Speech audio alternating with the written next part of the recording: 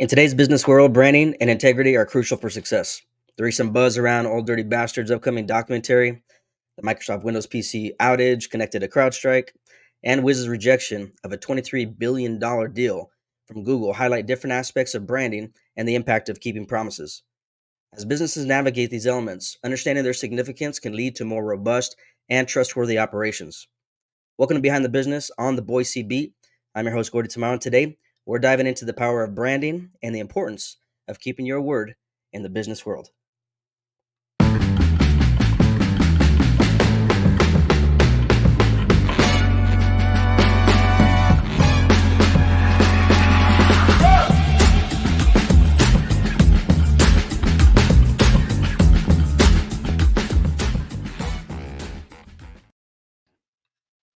Ladies and gentlemen, what's happening?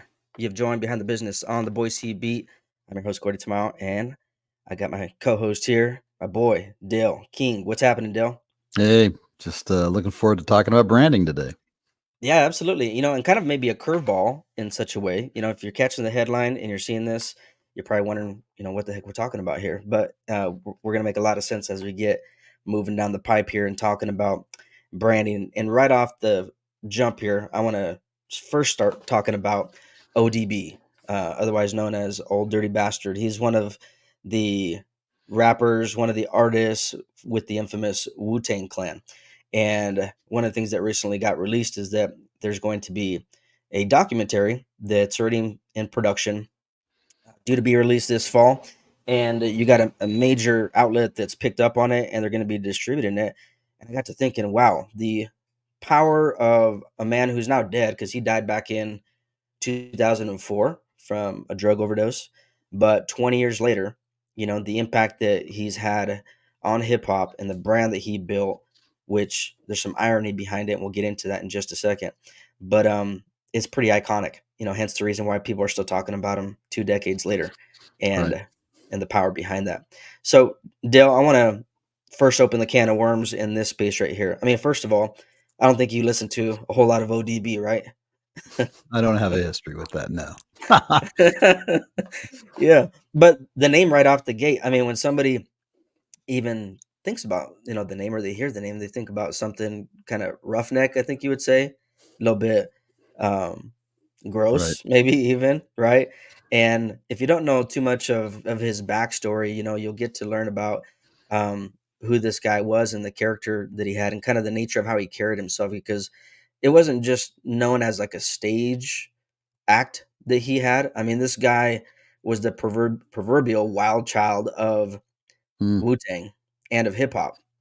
And so he kind of lived that life. I mean, there's all kinds of stories like him being on the run from police and randomly showing up on stage at a album release party for Wu-Tang and then hurrying up and leaving stage because he knows he's being watched by the cops, type of thing. So he had this personality where it was kind of hard to tell whether this guy was even there all the time, sober, any of the time, other than when he was in rehab and stuff. But this guy like embraced that for various different reasons too, that I don't think we'll have a whole lot of time to get into. But I want to touch base on this, how this guy embraced that brand. He embraced that right. image, that character, that identity. And so it became synonymous with who he was on record. And listeners expected to get a certain version of him that they've seen and heard, and they got that. Right. And he walked through that his whole life. And so, it reminds me of that adage that, you don't lose trust in the marketplace when you say something that is true, right? Or I guess the opposite of that. You only lose trust in the marketplace when you say something that isn't true. And this guy seemed to have walked that fine line of, I guess, the way that he portrayed himself on Right. character, on stage, on camera, off Sure. camera. It was the same. What does that speak to you when it comes to being a brand and what that means for a company that is walking the walk? Well, the intentionality and the planning and when he first started talking, the first thing I thought of is he has a great team that obviously live on and continue to promote his brand. Hmm. And so there has to be intentionality when a lot of small businesses well, they build a market and they're connecting with their clients, they're doing business, but a lot of times the marketing side of it and the branding side of it starts to slip away Mhm. as we're busy running the business. Yeah. But it's like, but your look and feel and drawing those clients, you've got to build a long-standing pipeline. Right. And if you want sales tomorrow, if you want sales in 6 months, then you have to be talking to your market now. Mm. And that's kind of the exciting thing about digital marketing and what he's able to do. Could his team have Mhm. accomplished this kind of a success before the internet? Absolutely not. Mm. I mean, that was before the long tail economy and the development of just all these different venues for anybody and Yeah. everybody to be able to get out there, including you and I, right? Yeah. And so, yeah, so those are some thoughts that I have initially is they've done a brilliant job of staying in the game. Yeah, and, I don't think it was easy getting to this point either, because there's some infighting. They've been known for, different things that happened even in the midst of this documentary that was gonna drop prior to that. I think the estranged wife or, I'm sorry, Mm, not estranged, but the widow of ODB, I believe was suing the squad at one point in time for back royalties. And so there's that kind of thing going on. And this guy lived, ironically, he lived like he was super poor, even though, they had such critically acclaimed music that was moving during that era. right. And there were so many good things that were happening on the surface, but he like embraced this role of like poverty and just Hmm, kind of in the hood and living just like somebody that never escaped out of the hood.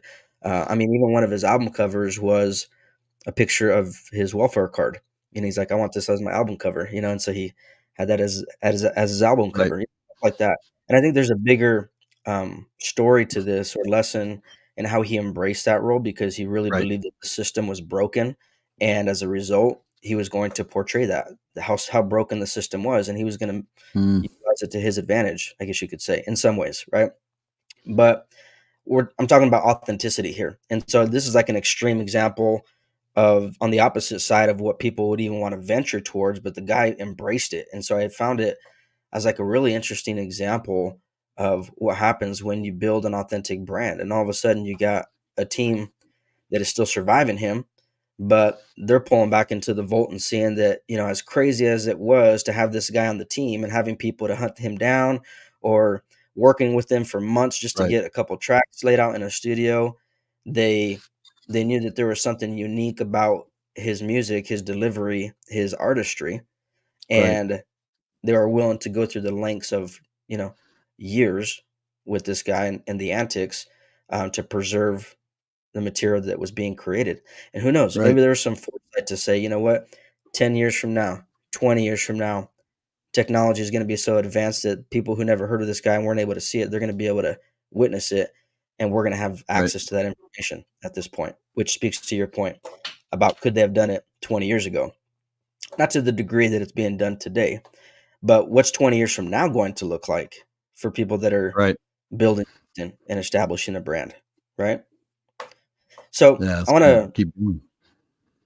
Yeah, it's unique, it's interesting, and on the maybe not such a far stretch on here, but maybe from, I guess, a little bit of a different worldview, let's talk about the recent debacle that took place with CrowdStrike and how that impacted, Microsoft PCs across the planet, because here you got a company that is kind of the creme de la creme, right, of cybersecurity, and in that space, they're like the gold standard, if you would, of cybersecurity, Right. and their software that they utilize is a sophisticated technology that's, embedded within these systems that's meant to kind of stop infiltration from happening. And because of a patch failure or software error, update failure, etc., you had a massive wide outage take place that was Right. it's still impacting people right now. I mean, I was literally out of town a couple days ago and I totally spaced it that this thing had taken place, and the hotel I walked into, they couldn't even take my money on a Right. credit card because their systems wouldn't take it, they couldn't do it, and I was like, "Wow, you guys are still being impacted by this." So, the reputation of, CrowdStrike being this powerfully put together company where they're even putting down Microsoft's Defender, software at one point in time, and here you have something that was just a global catastrophe take shape where they didn't live up to their promise at this point is the point I'm trying to make, Right. right? They didn't live up to that promise. What do you think's in the on the table for a company like CrowdStrike having this kind of a catastrophe take place, and what is this signal for other companies? What should it signal for them? You know, as you're talking about this, like, what a week. What a couple. I mean, we have an Yeah, assassination attempt on a past right. president. We've got Mhm, a presidential likely to step down. Um, and and then we have this worldwide hit, software hit. It's like, what's happening out there? I mean, are things coming yeah, unraveled? Um, but I think I think about CrowdStrike and a company like that. What the heck is going on with their rollout? And mhm, the big question for me on the table with uh, with that event or events with CrowdStrike is the fact that I mean I have friends in cybersecurity. I've paid enough attention to it to understand all the safety measures and the level of safety measures. And how in the world did they do a worldwide rollout of a patch? mhm, Who does yeah, that? And tell me that's not a standard gold practice with mhm, other patches for other softwares. Um, wouldn't they be mhm, doing it on a regional or a local basis to test it, mhm, outside of the laboratory? yeah, And the idea that they rolled it out all at one time to the entire globe without that kind of testing, that doesn't that that doesn't make sense. Or there's just an incompetence, or there's an overconfidence, which mhm, is stated in mm. their branding. That's a good question. Oh, that's a great call out. Yeah, yeah, an overconfidence potentially, right, in what they're able to deliver on, um, and what does that mean? I mean, I think when there is a level of overconfidence, like you miss the potential gaps Right. that exist that would have kept you from tripping up to begin with, right? It's like don't deliver the world when you can't even open the door initially. And while these guys had definitely the door open, that's a pretty big like promise to make that you're going to Right. shoot down a global company like Microsoft and what they do and bolster that you can surpass that. It's like, man, you better be able to deliver on that. And which I think there's huge lessons in that. It doesn't matter what size of business you are. It's like, what is it that you're promising to deliver with your product, with your service, Right. and can you really own up to that, or are you just throwing a pitch, just trying to, you know, do a hit and run type of thing?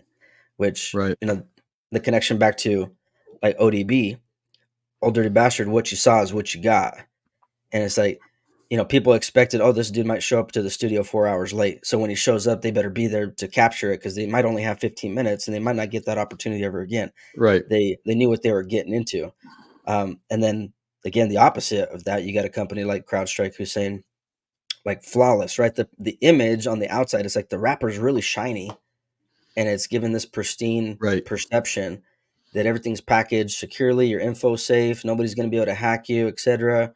And all of a sudden that shows that there was a major flaw, not just in the ability for that software to maintain operation, Mm. but now you're seeing that even in the aftermath there's different layers of it, right? So IT cannot even get into other pieces of it because they're being blocked out from even getting there because it Right. doesn't even connect to the web before it boots up.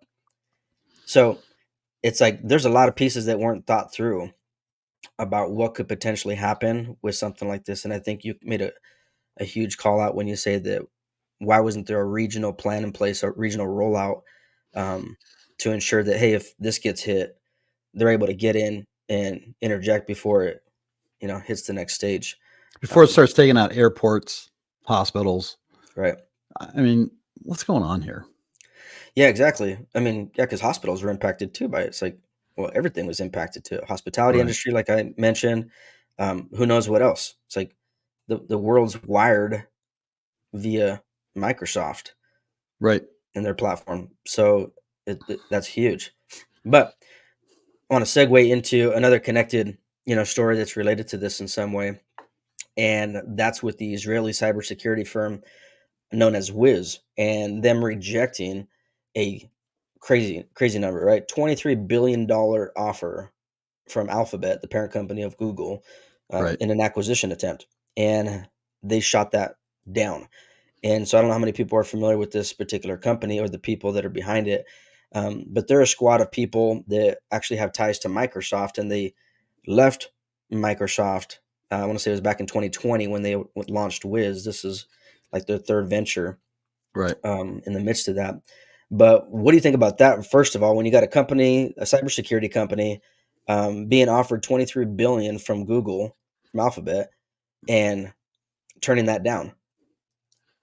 They must have a better offer in the wings. And it could be IPO, it could be another buyout, it could be investors. They may be on they may have several versions to go Mm. that the real dollars are going to come in on. So, timing's everything when you're doing when you're going to go IPO or sell or whatnot. So apparently it wasn't enough. Yeah. Well, one of the things I want to call out, and obviously you can only trust so much these days in what you hear existing out there and floating around, right? But one of the things that was floating around was their concerns for their investors and for antitrust um, suits that could potentially happen as a result of this acquisition. And so, on one hand, you're saying, Mm, oh, here's a company that's looking out for their investors and what it's going to mean for them, as well as what this means for the landscape as a whole and consumers on the end of that if they were to absorb right, this. But who knows? Yeah, it could be. Maybe they're looking out for a bigger dollar amount. I think that that's definitely in the talks there because they had mentioned that they weren't looking to go public until they had reached $1 billion in sales, which with this news taking place and the deal with CrowdStrike, um, that could happen really quick. Is right, kind of how I look at it. And then right, all of a sudden, you got guys that had came out from Microsoft to launch this thing. I would just think hypothetically, the first place they're probably in talks with already is their former, right, collaborator in Microsoft. What do you think? right, right. Well, yeah, it's a natural pivot. I mean, I bet the phones are ringing off the hook. I mean, those give me a lot of different conversations all over the world.